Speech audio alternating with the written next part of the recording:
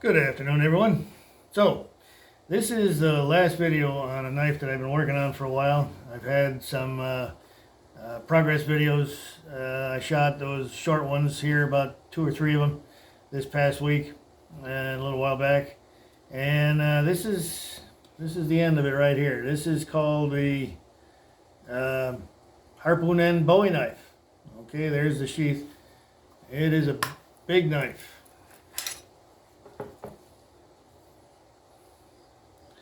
There it is. 8.5 inch blade. Hang on a minute, I forget how long it was there. 13.5. 13.5 inches long. Big knife. Look at that grain on that gunstock tiger maple. Got a awful nice piece that time that I put on there. Now, you see that brass blade guard. Okay, that's not just there to look pretty on that thing. This was intended when these knives were first, the Bowie knives naturally was a fighting knife. Okay, that was to keep your hand from getting, when you're fighting or something, if you catch another knife coming at you, to keep your hand from getting hurt. It also keeps your hand from sliding up on that blade.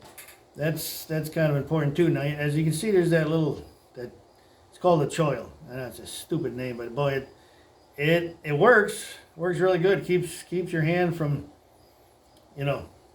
right there locked in. If you're doing detailed cutting on a knife, even this big, with a knife this big, you can still do detailed cutting, and it helps a lot to be able to choke up on it.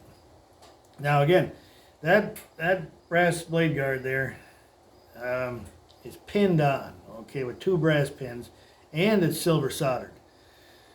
Okay, I like making things heavy duty, and it's intended to be used as a heavy use knife, and I'm making it so that it's going to hold up to this and anything that somebody's going to use it for.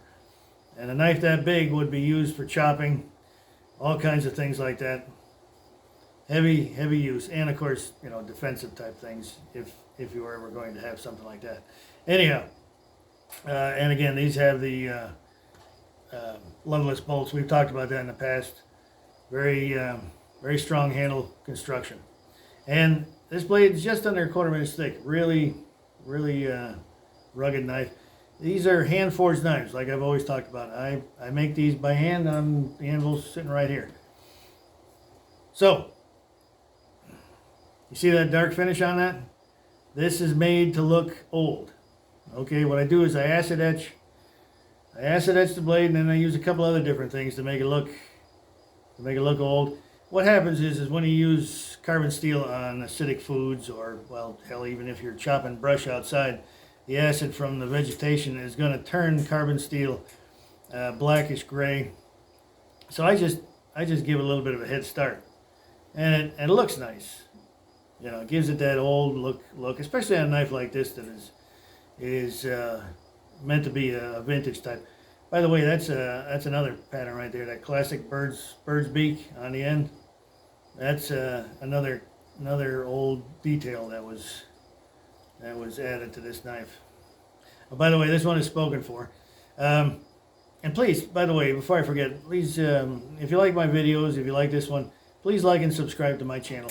It helps us out a lot here, and I have a lot more coming, so stay tuned. Anyhow, more about this knife. What I did here, of course, is make my typical heavy-duty sheath with 9-ounce leather, and that full welt right there too.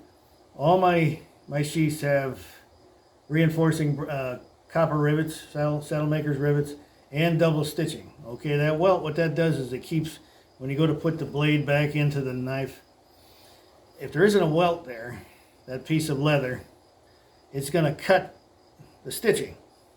All right, it could cut the stitching if as time goes by, and it would actually over time. But instead, that blade rides right inside of that sheath on that piece of leather. So, heavy duty sheath, heavy duty knife. This is not a custom piece that I have offered on my site. I do have a harpoon blade camp knife that I make. But this is a special edition one. If you would like to have a knife of mine, as I mentioned in the past, please join my wait list. All my information is here on my YouTube channel, or call me at the shop. I do have a very long wait list right now, and thank God for all the work. But I make up an extra knife or two every month, and if you're on the wait list, you'll get a notification by email of that knife being available at that time. Okay, so I guess that's about it for that one. Thanks again for watching, and we'll catch you in the next one. Lots more coming.